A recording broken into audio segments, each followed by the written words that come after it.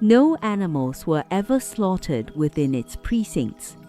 All flesh eaten by the garden workers throughout all the years of construction was brought in from the herds maintained under guard on the mainland. The first task was the building of the brick wall across the neck of the peninsula. This once completed, the real work of landscape beautification and home building could proceed unhindered. A zoological garden was created by building a smaller wall just outside the main wall. The intervening space, occupied by all manner of wild beasts, served as an additional defense against hostile attacks. This menagerie was organized in 12 grand divisions, and walled paths led between these groups to the 12 gates of the garden, the river and its adjacent pastures occupying the central area. In the preparation of the garden, only volunteer laborers were employed.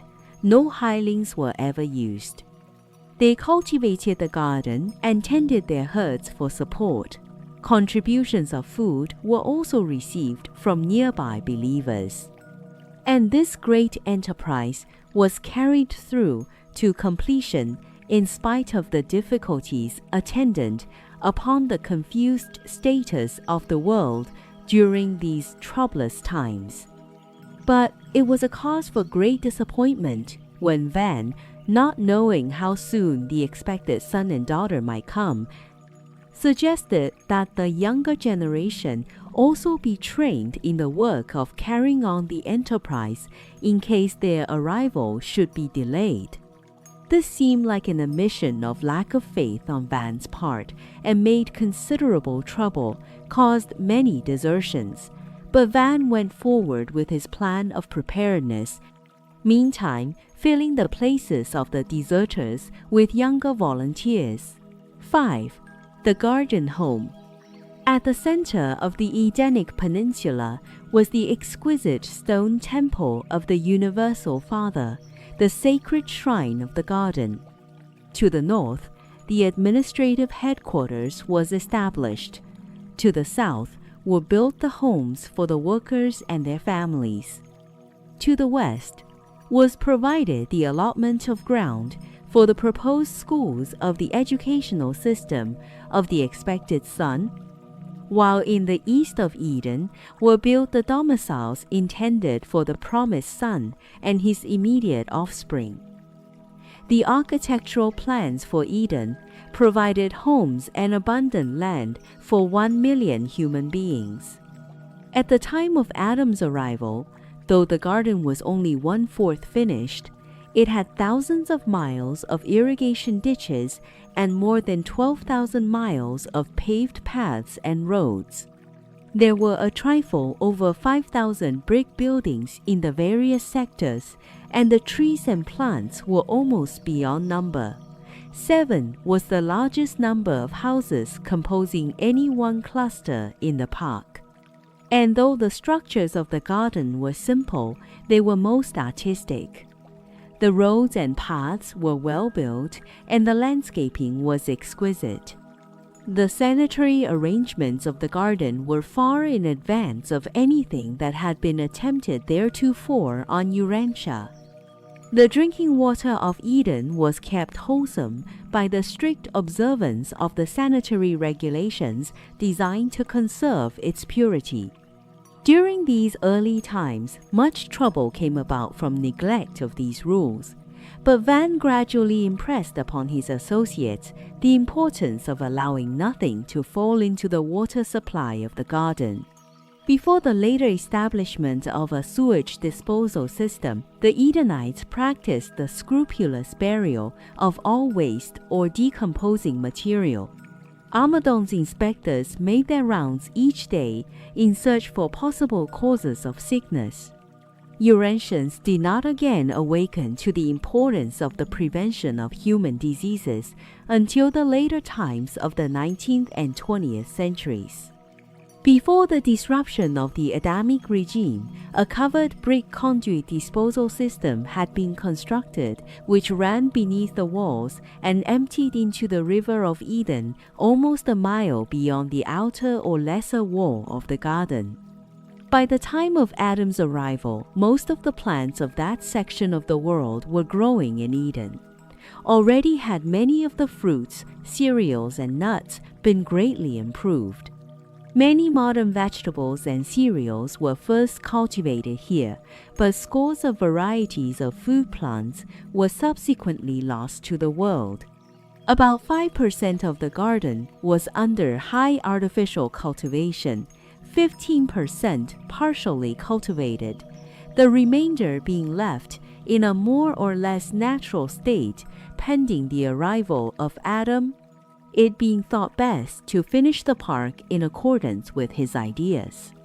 And so was the Garden of Eden made ready for the reception of the promised Adam and his consort. And this garden would have done honor to a world under perfected administration and normal control. Adam and Eve were well pleased with the general plan of Eden, though they made many changes in the furnishings of their own personal dwelling. Although the work of embellishment was hardly finished at the time of Adam's arrival, the place was already a gem of botanic beauty. And during the early days of his sojourn in Eden, the whole garden took on new form and assumed new proportions of beauty and grandeur. Never before this time nor after has Urantia harbored such a beautiful and replete exhibition of horticulture and agriculture. 6. The Tree of Life. In the center of the garden temple, Van planted the long-guarded Tree of Life, whose leaves were for the healing of the nations, and whose fruit had so long sustained him on earth.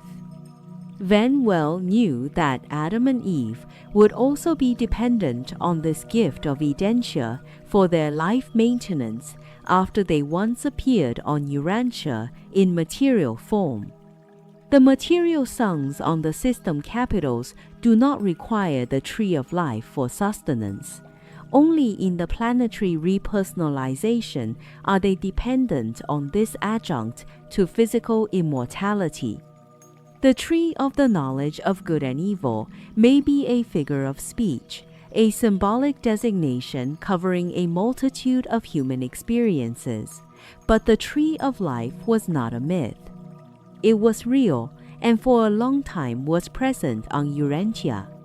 When the Most Highs of Edentia approved the commission of Caligastia as planetary prince of Urantia and those of the 100 Jerusalem citizens as his administrative staff, they sent to the planet by the Melchizedeks a shrub of Edentia, and this plant grew to be the tree of life on Urantia.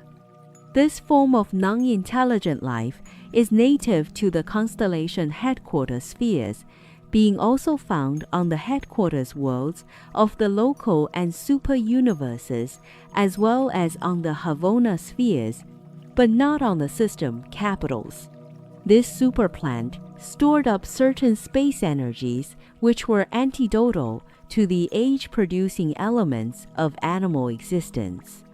The fruit of the Tree of Life was like a superchemical storage battery, mysteriously releasing the life extension force of the universe when eaten.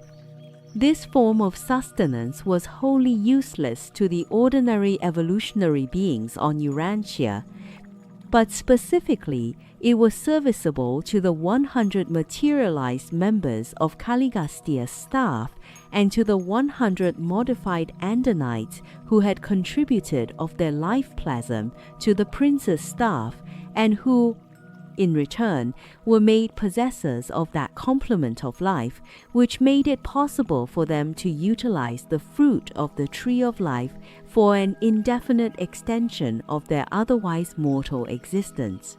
During the days of the prince's rule, the tree was growing from the earth in the central and circular courtyard of the Father's temple. Upon the outbreak of the rebellion, it was regrown from the central core by Van and his associates in their temporary camp.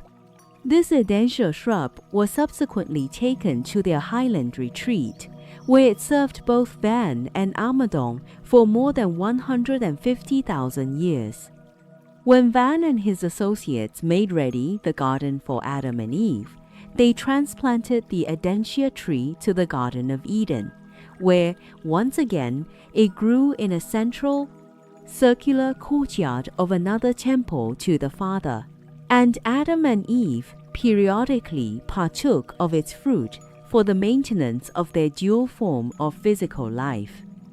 When the plans of the material son went astray, Adam and his family were not permitted to carry the core of the tree away from the garden. When the Nodites invaded Eden, they were told that they would become as gods if they partook of the fruit of the tree. Much to their surprise, they found it unguarded. They ate freely of the fruit for years, but it did nothing for them. They were all material mortals of the realm. They lacked that endowment which acted as a complement to the fruit of the tree. They became enraged at their inability to benefit from the tree of life, and in connection with one of their internal wars, the temple and the tree were both destroyed by fire.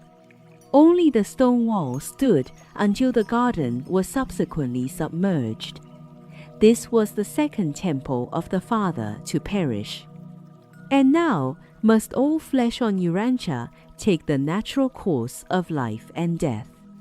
Adam, Eve, their children, and their children's children, together with their associates, all perished in the course of time, thus becoming subject to the ascension scheme of the local universe, wherein mansion world resurrection follows material death. 7. The fate of Eden. After the first garden was vacated by Adam, it was occupied variously by the Nodites, Cutites, and the Suntites. It later became the dwelling place of the northern Nodites, who opposed cooperation with the Adamites. The peninsula had been overrun by these lower-grade Nodites for almost 4,000 years after Adam left the garden, when, in connection with the violent activity of the surrounding volcanoes and the submergence of the Sicilian land bridge to Africa, the eastern floor of the Mediterranean Sea sank, carrying down beneath the waters the whole of the Edenic Peninsula. Concomitant with this vast submergence, the coastline of the eastern Mediterranean was greatly elevated. And this was the end of the most beautiful natural creation that Urantia has ever harbored. The sinking was not sudden, several hundred years being required completely to submerge the entire peninsula. We cannot regard this disappearance of the garden as being in any way a result of the miscarriage of the divine plans, or as a result of the mistakes of Adam and Eve. We do not regard the submergence of Eden as anything but a natural occurrence. But it does seem to us that the sinking of the garden was timed to occur at just about the date of the accumulation of the reserves of the violet race for undertaking the work of rehabilitating the world peoples. The Melchizedeks counseled Adam not to initiate the program of racial uplift and blending until his own family had numbered 500,000. It was never intended that the garden should be the permanent home of the Adamites. They were to become emissaries of a new life to all the world. They were to mobilize for unselfish bestowal upon the needy races of earth. The instructions given Adam by the Melchizedeks implied that he was to establish racial, continental, and divisional headquarters to be in charge of his immediate sons and daughters, while he and Eve were to divide their time between these various world capitals as advisors and coordinators of the worldwide ministry of biologic uplift, intellectual advancement, and moral rehabilitation. Presented by Solonia, the seraphic voice in the garden.